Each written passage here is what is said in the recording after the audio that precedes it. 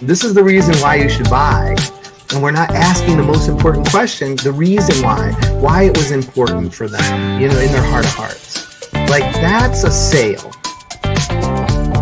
Then we're going to see results, the mindset, going into every opportunity, saying to yourself, I would love to have the business, but I don't need the business.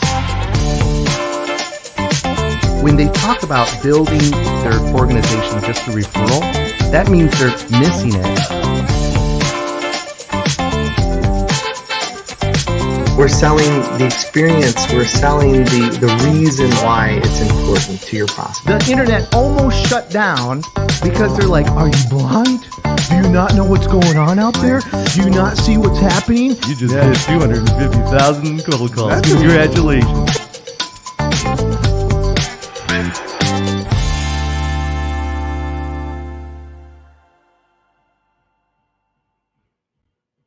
That one always cracks me up. That intro, it just makes me look like Murilo. It makes me look like I really know what I'm doing. So hey, welcome today. It is a really good intro. Yeah, thank you. Thank you. So welcome today. So for those that are listening and watching, I've got Murilo Santos. He is the owner, the operator, the guru, the president of Boarding Pass Coffee.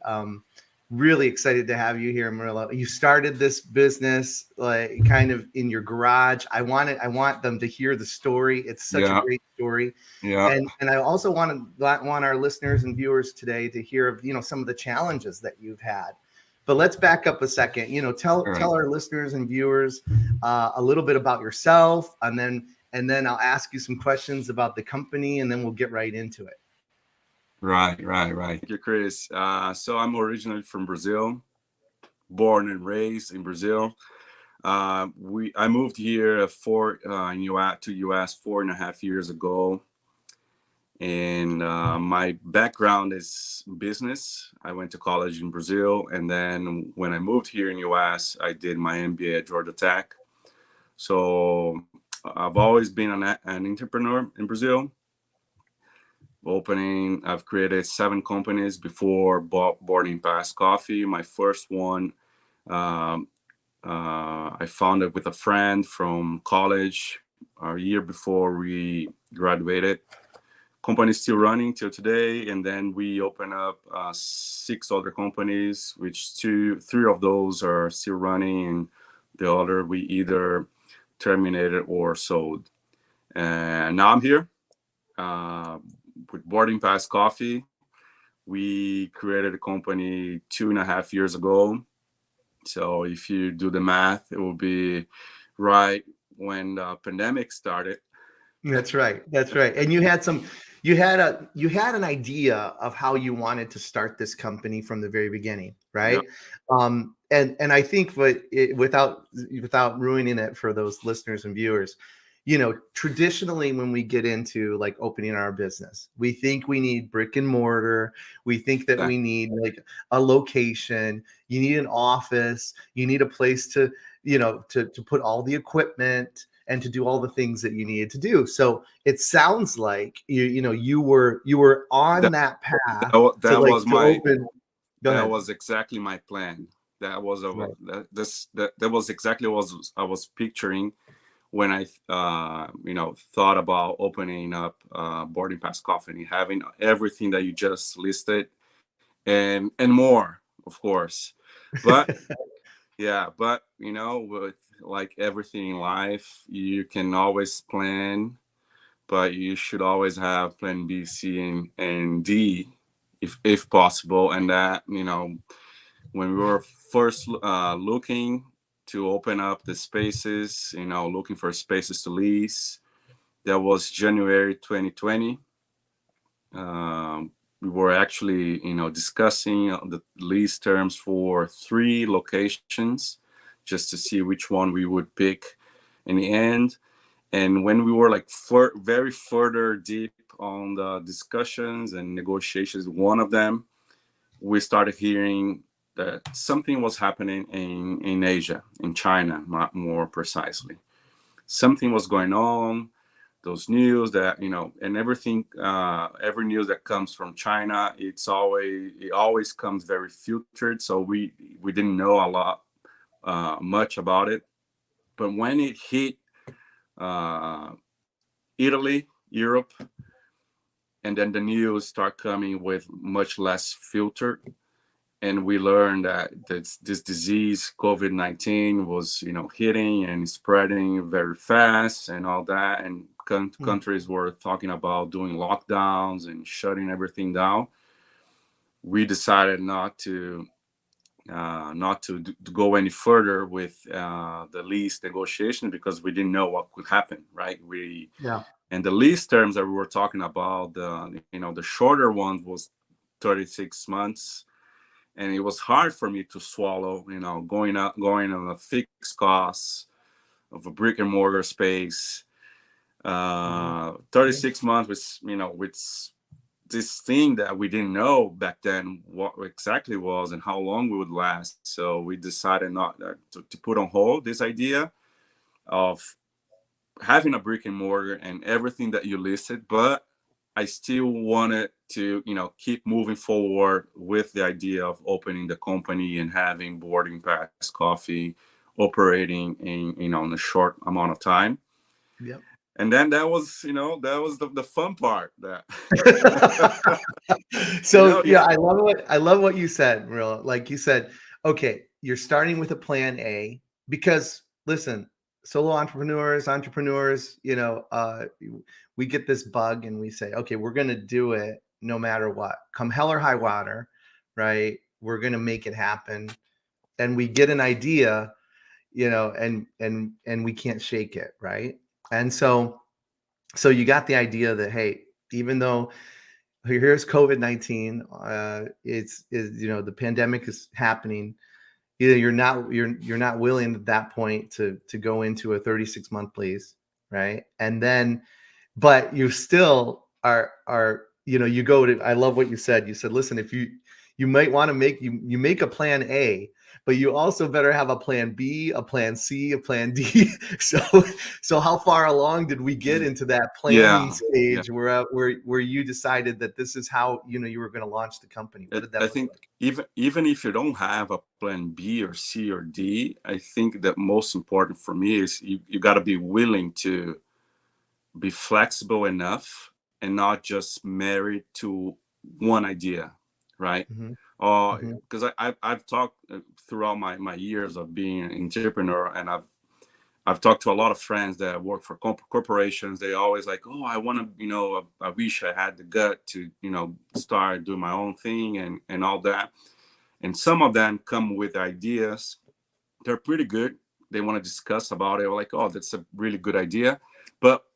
And then I start doing my, devil's advocate, like, what if this, what if that, what if, etc. And just to see like how married and how, focused they are in just that idea, because you got to be willing to adapt and be flexible. Otherwise, there's a pandemic in a way. What you going to do? That's right. If my idea of starting Boarding Pass Coffee was I must have a brick and mortar, and that's how I have to start it, I would not have started Boarding Pass Coffee, because how would I open a brick and mortar in April 2020 with no one on the street, no one going out for shopping, nothing. It will be just like crazy. And that's like and of course I didn't have the plan B and C drawn. I had the plan A, but I was willing to, okay, I know I'm gonna do it. I want to do it. I have this idea. It might be temporary, the pandemic, COVID-19 or not, but I'm gonna adapt. That's right. I think with the pandemic, there was another thing that happened. With pandemic, of course, people were not going on street to buy stuff or in stores because everyone's staying at home and working remote. But in the other hand, people were staying at home, not spending as much, going out for dinners and lunch. Some people were starting to, oh wait, I have this a lot of time, free time in my hand, and I love coffee. Why am I still drinking Folgers at home? Why am I still drinking Maxwell House? Why am I still drinking even Starbucks at home? There must be something better out there. And that's where we pivot. I wouldn't say pivot, but that's where we adapt a little bit the idea of boarding pass coffee, trying to get those people that were willing to, learn more a little bit about coffee, were willing to spend a little bit more about in their daily coffee, just to treat themselves. Yeah, right. That's right. That's right. So let's talk about the differences.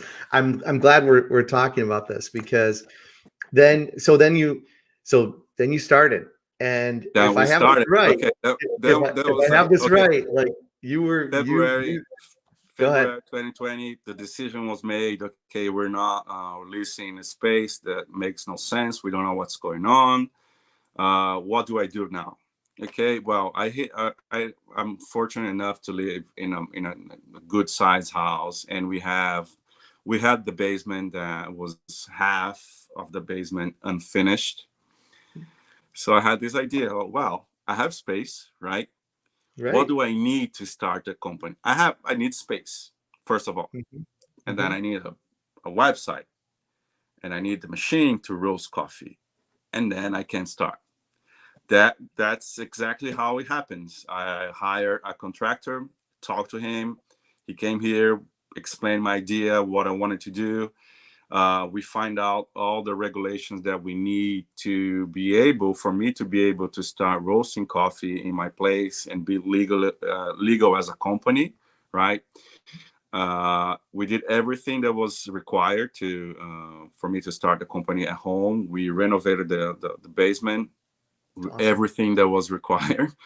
Awesome. I bought the machine, installed the machine, and started roasting. We had the website running, and just now when we talk about this machine, like we're not talking about like just a little, coffee roaster. I mean, we're talking about like the length of that is explain that to some of the listeners. It's a commercial, it's an industrial commercial coffee roaster. So it's production coffee roaster. To say that if you, back then when I was still roasting in my basement, if you came to my neighborhood, just to visit a friend, maybe you would smell some, strong smell of coffee throughout my neighborhood, because I was roasting all the time, and it's an industrial machine, so it does make it's an industrial machine. That's awesome. So you started roasting, and then you started selling through the website, correct? Through the website, yeah. So we mostly online and friends. And friends, friends, and yes, right. And we are very glad with all friends that we have. They all pushed us and gave us a lot of support at the beginning.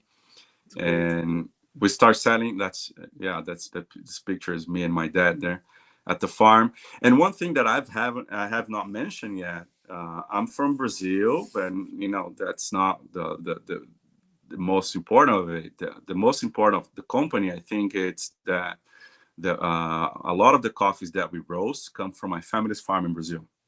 So what we're doing is farm to cup, truly farm to cup. We bring the raw beans from my family's farm, and we roast here in US, very fresh as you can have, and we ship to our customers. That's so great. Yeah, that was something that we really wanted to share, the amazing coffee that we grow in Brazil at our family's farm, and it's a special place to me and my family. Me and my wife, we got married at the farm. My kids, I have 3 kids. All my 3 kids, they grew up going to the farm every weekend, running and playing around the coffee fields and all that. So it is a very special place, and we wanted to share that with people here in US as well. That's great. That's great. I love it. I love it. So, just shifting gears for a minute, let's talk a little bit about, you talked about, farm to cup. You talked about that you're getting the beans, from the family farm. Um, let's talk a little bit about the mission of the company. What do you want to have? What do you want to have done now? Like, what are you hoping for, and where are you hoping to take, Boarding Pass Coffee now? Right.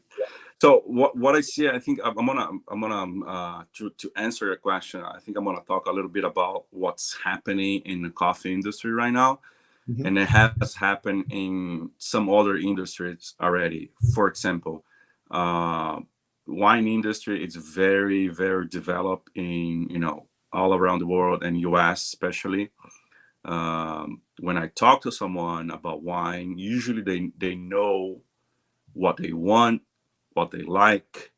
Some people they even know like the regions of the world and type of grapes they like.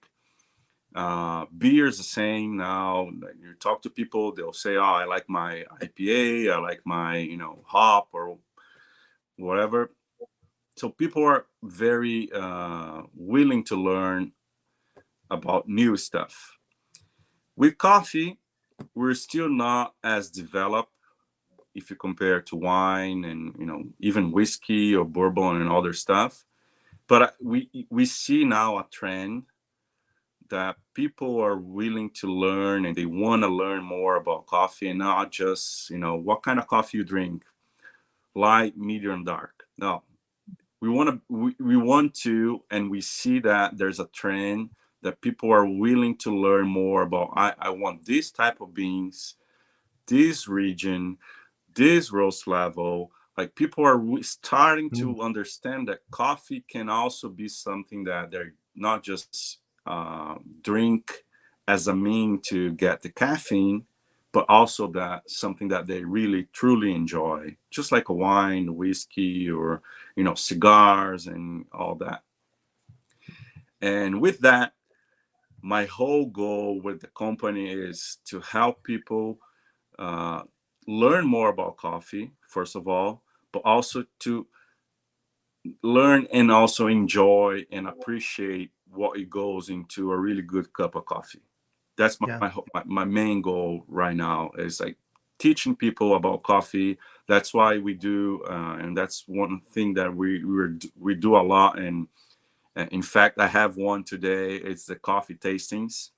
So people come to us for about an hour 15 or an hour and a half, and we sit down and we discuss about coffee. We taste 5 different coffees from different regions of the world, different roast levels, and I teach them, and we discuss the whole process from farm to cup, what it takes from a good cup for a good cup of coffee. That's uh, great. yeah, and with that, of course, you know there's a lot. It's I used to tell I usually tell people it's an uphill battle, right? People are so used to Dunkin' Donuts, Starbucks, very convenient drive through, just give me my coffee in the morning because I need to function. Yep. A lot of people don't think about coffee as something as a pleasure. Mm. People think about coffee as, I need coffee to function, I need coffee to start my day. When you talk about wine, for example, it's always, oh, I'm gonna have a girls night out, or I have my anniversary celebration, I have my birthday, I have a gathering at my house, I'm serving this. So it's always tied into something that it makes you smile. Right. That's my take on the differences, how we all, or most of us, see, for example, coffee and wine. And Hmm. what my uphill battle is, trying to make people understand that you can also enjoy coffee and have a smile at your face, and not like this grumpy, you know, oh, I need coffee to start my day. No, you can, like, oh, I mean, just enjoying this coffee because has notes of X and Y and Z, and comes from this region, from this farm that has only two acres, and it's a father and son, and they do everything themselves, and they only produce 10 bags a year. Wow. And it's this amazing coffee. So we're trying. Sorry. No, I was gonna say that's just awesome. It's just awesome. We're trying to bring that to coffee and help people understand that I know, and I do appreciate caffeine. I do need the caffeine. I have, as I mentioned, I have 3 young kids. So caffeine gets me going. That's But right. I also appreciate coffee in a way that it goes a lot deeper than That's great. just thinking about coffee as a means to get my caffeine and my body going. Well, so that's we're gonna talk about instant gratification in our society here in a minute, but let's. I guess Brittany has Brittany Kirk writes: are there any mistakes or pitfalls you learned from in the early days of starting your business? Yeah. I think a lot of the mistakes I made, from starting a company till now, it was probably related to my overconfidence, because I've started other business before and not really paying attention on the cultural differences. Because of course, as I mentioned, I was born and raised in Brazil. The other companies that I started was in Brazil. And moving here to US, even though we are all Western societies, let's say, in Brazil and US, we're different, but we're kind of run at the same pace. But there's a lot of differences, like cultural, business differences. And I think a lot of my mistakes that I've made so far, they're probably all related to that. Not really, okay, step back. I'm pretty sure and I'm confident that I know how to do it, but my thought process is in Brazilian culture. Let me, kind of slow down my speed and see and make sure that the way I'm thinking is the way I should be thinking here in US. That's like something I've learned, and I'm trying to get better at it. But as I'm not that young anymore, so a lot of my things are just come, kind of astray. And I'm like trying to, kind of be aware of that.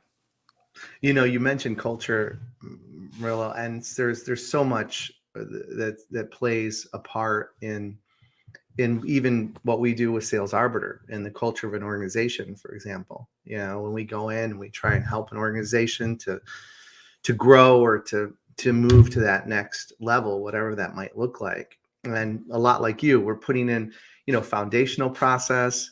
You have to pivot quickly sometimes when things aren't working, or you made an assumption and you said, well, I know that this is going to work for this organization because I tried this and it worked in the past for organizations like theirs. And then you find yourself having to pivot quickly. But I think one of the things that you had mentioned even early on as we started, this podcast was, you have to be flexible. You have to be willing to pivot quickly. You have to be willing to move in a different direction and feel comfortable with that, or as comfortable as you can with potential change that may or may not be, it may or may not be because of the decisions that you've made. It may be something that's completely outside of what's happening even in your business that's affecting the change that you're going to make. I think that's really a valuable lesson today. Go ahead. Now, another thing that I like to mention is I'm always looking for new opportunities, right? So I'm never only focusing one path.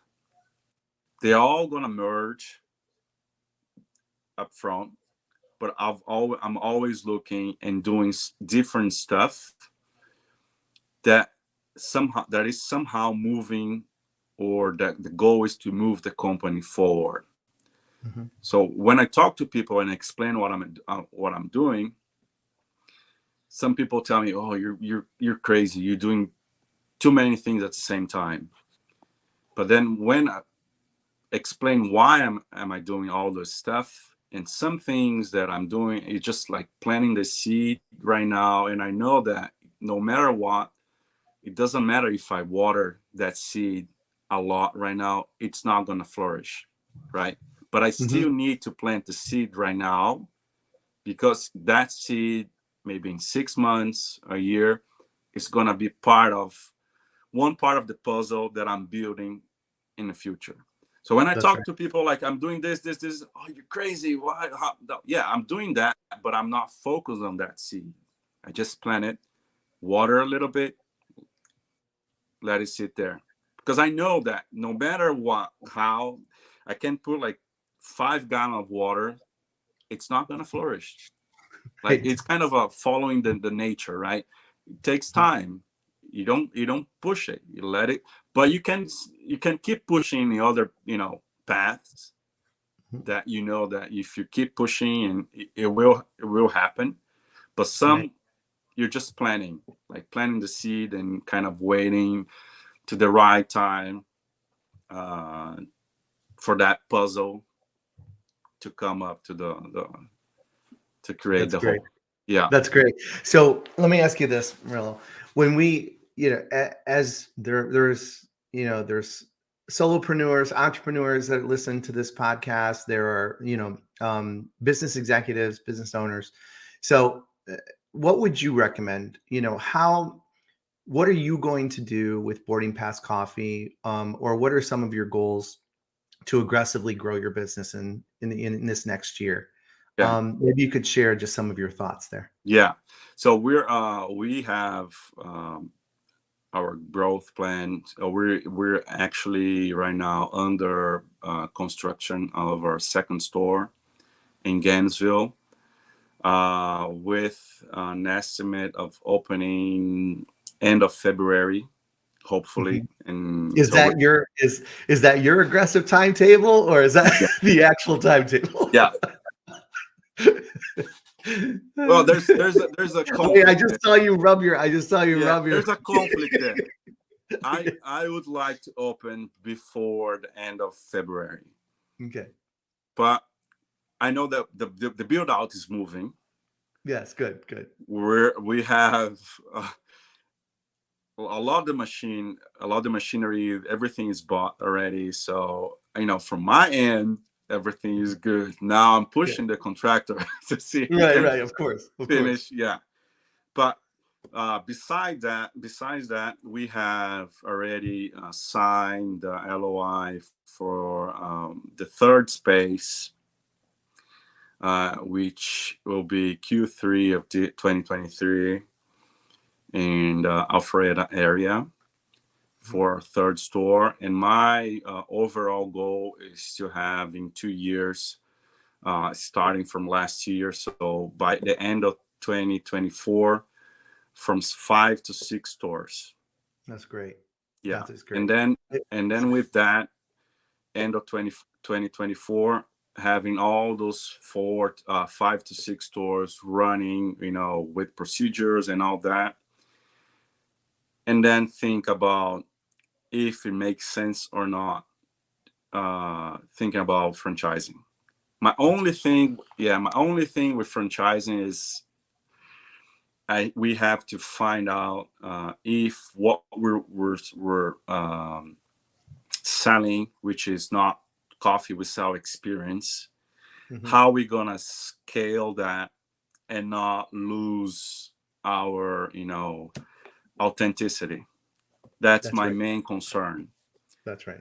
But before reaching that point of, okay, are we gonna franchise or not, I want to have those 5 to 6 stores running with the same procedure, having like a feeling that I'm have a good handle of what's going on of those stores, and then we'll figure out if it's scalable or not, and the way we want to do it, right? Right. Right. Well, I think So you're proving it's scalable. Going from your basement to 2 stores, then 3, then goal to have 5. And I work with a lot of franchise organizations, Murilo, which is interesting. And you're right. What you had said about them keeping their identity and making sure that that the value of the organization is being preserved. And that's a big deal. yeah, What I've also found out with some of the select franchise organizations that I've worked with and for, is that price isn't always the biggest concern. no, Like that is not that it's, and I understand from a consumer standpoint, price is always going to be part of the conversation, but they know they're getting a value. They know they're getting something different. And as long as those things are being communicated through your brand, and that has a lot to do with brand awareness and how you're growing the organization, and like we talked a little bit earlier, the mission and your goals. But as that starts to permeate through the culture of the company, I promise you, it makes its way, to the consumer. And so that's what's really that's what's really exciting, yeah, is and that I've got you on this, I've got you on the Pipe podcast today, and I believe, that we're really on to something new and exciting. And I'm going to look back and say, hey, I had that guy on my podcast before he had 100 locations, before he had 120 locations throughout the US and in Brazil. oh yeah. So that's really exciting. And you mentioned something, Chris, about price not being the only deciding factor, and that's, I totally agree with that. Just an example, right? We in our current store right now, we have north of us, maybe 300 yards from us, we have a Starbucks there. They have a drive-through. They are Starbucks, so everyone knows who they are. And still, we're getting traffic, and good traffic, in our store. Our prices are not cheaper than Starbucks, and it's of course higher because, for different reasons. But we're still getting a lot of traffic. We still get repeat customers and loyal customers, because they understand the difference, and they value what we're doing, and they like what we're doing as well. So That's price great. is not only the deciding factor, for sure. That's great. Well, yeah, and you're setting the gold standard. I mean, I hate to say it that way, but yeah, it's the absolute truth. I believe that when you find something that's unique, like Boarding Pass Coffee, and you find an organization that provides this type of service and has carved out, and I won't even say that it's a niche, because it not necessarily is a niche business. But when you've carved out the value, and you're showing the value to the organization and to the individuals that you serve, then I guarantee you they see it, they taste it, right? They Yeah, they have an experience at drinking a cup of coffee, and it's not just to fill a need, right? And so a lot of times, and I go back to it, because there's so many things that you've talked about that align, but when I'm talking with owners, I said, well, listen, it didn't happen like this. Like the challenges that you're having in your sales department, right?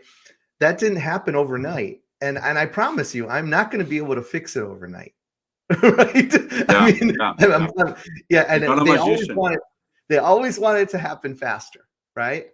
And you probably come up with those challenges as well by being a business owner and entrepreneur. Yeah, You're like, man, I want to have it happen faster. I want to have it faster. But as long as you set in those foundational pieces, you're keeping yourself and those in your team accountable for what's going to happen next. You're doing all of these things, and you set in the proper process, and you really know what your goal and your mission is. Then my belief system is that if you have checked all those boxes, then you're going to be successful. And then you need to make the determination on how you're going to grow your business. yeah, Then you have the choice to do that, Yeah. That's what's exciting. So good. So hey, Murillo, it's I know we're coming up on the hour now. I really appreciate those that are on today. I don't know if we had any other questions that came in, but I did want to go ahead and just jump into the Sales Arbiter 7, if that's okay. Right. Yeah. So for those that have watched before, this is kind of a tribute to James Lipton. And if you know who James Lipton is, that's great. If you don't, go ahead and Google him. He was the host for a show called Inside the Actors Studio. And he would ask every guest at the end of their time together, like a series of questions. So this is the Sales Arbiter 7. And so I'd just like to, and this is really why people watch, Marilla. They don't watch the show for, the little tidbits that I throw out. Sometimes they don't even watch the show for, for the guest that comes on. They just want to know these personal things about you, right? Right. And so this gives our audience, our listening audience and watching, those that are watching, maybe a little glimpse into Murilo Santos that they don't already know. All so right. Let me just go ahead and start. So Murilo, what's your favorite word? Resilience. Resilience. I love it. Yeah. I love it. Yeah. Why is that? Is there a reason for that? Yeah, there's several reasons, but just to be short, to be an entrepreneur, you gotta be resilient. There's no way, because you're gonna face so many challenges, and especially if you're a sole entrepreneur, all the challenges come to you, and you have to make decisions whether you're sticking to that, you're pivoting, or backing up, or going to plan B, C, D, or E, whatever. And if you really think that you have a good idea and a good product or a good service, you got to be resilient. Yeah. You're gonna face challenge every day, and you got to be resilient to keep moving forward. I love it. Great. So what is your least favorite word? Right? Can't. There's always a way. There's always a way. Spoken. Yeah, spoken like a true entrepreneur. There's always a way. Always a way. The thing is, what is your opportunity cost? Does it make sense or not? But can't. There's always a way. Great. I love it. What's something that could make your day? Oh, that's whenever I'm at the store and I see a returning customer, that makes my day. Like that truly makes my day. When they come back, say, hey, I've had your coffee and I've loved it, and I came back for more. I'm like, okay, we're doing something that makes sense. That's great. Yeah. That's great. Yeah. I love it. So what's something that could ruin your day? Well, that's a pretty basic, but it's whenever we have like a low day of sales. When you have a low day of sale, that's just it. That's pretty basic, but that's like when that happens, I'm like always trying to find like, what are we doing? Something? Did we do something that's not good, or is it the weather? Is it what it is? Right. Just trying to kind of not find someone or something to blame, but just trying to find a solution to make it get better. That's right. Yeah. I love it. Okay. What noise or sound do you love? Besides the cash register ding ding that my phone app makes, besides that, I love the sound of ocean. The ocean. Yeah. The ocean. Yeah. That's great. Really. And what noise or sound do you hate? I hate the sound of traffic. Cars beeping. That annoys me. I think it's, especially when you're traffic and you see people just beeping their horn. Mm-hmm. It's like it's a traffic. It's not gonna happen. It's like it's physics. There's no way. It doesn't make any sense for beeping and stuff. Right. Yeah, it's a sound of impatience. The sound of impatience. Yeah. I love it. I love it. Good.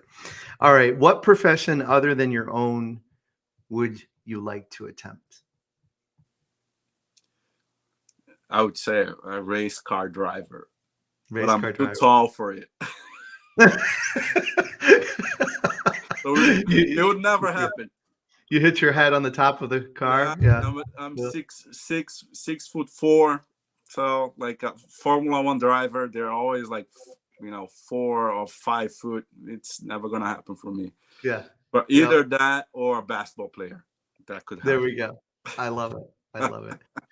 Murilo, thank you so much for being on the Pipe Podcast today. It means the world to me. And if you haven't tried Boarding Pass Coffee, if you look up the locations, go to the website, you're gonna love it. You're gonna love it. It's my favorite, and I think that you're doing an incredible job at building your business. And thank you for sharing, some of your tips today with us, the audience.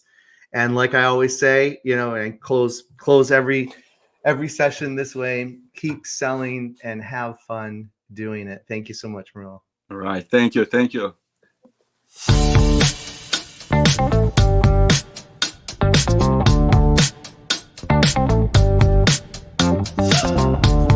This is the reason why you should buy. And we're not asking the most important question, the reason why it was important for them, in their heart of hearts. Like, that's a sale. Then we're going to see results, the mindset. Going into every opportunity, saying to yourself, I would love to have the business, but I don't need the business. When they talk about building their organization just through referral, that means they're missing it. We're selling the experience. We're selling the reason why it's important to your prospect. The internet almost shut down because they're like, are you blind? Do you not know what's going on out there? Do you not see what's happening? You just hit 250,000 cold calls. Congratulations.